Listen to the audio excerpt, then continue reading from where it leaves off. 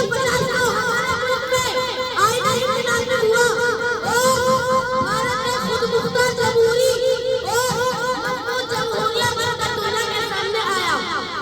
ये दिन हमें ये सिखाता है कि कानून सबके लिए बराबर है और हम सब एक ही वतन के सिपाही हैं।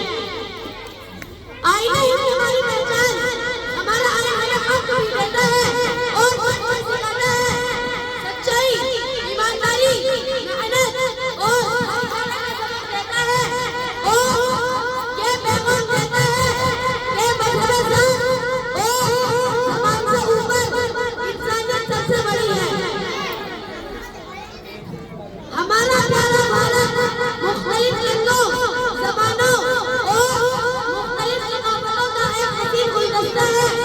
यहाँ हर दिल में वतन की मोहब्बत बसती है। सारा जहां से अच्छा हिंदुस्तान हमारा, हम मुल्क ये हैं कि ये मुल्क का हमारा। यही वतन वो है, यही वतन वो है जहाँ हमें जीना सीखना और आगे बढ़ना सिखाया जाता है। शहीदों को सलाम आज के दिन, शहीदों को सलाम आज के दिन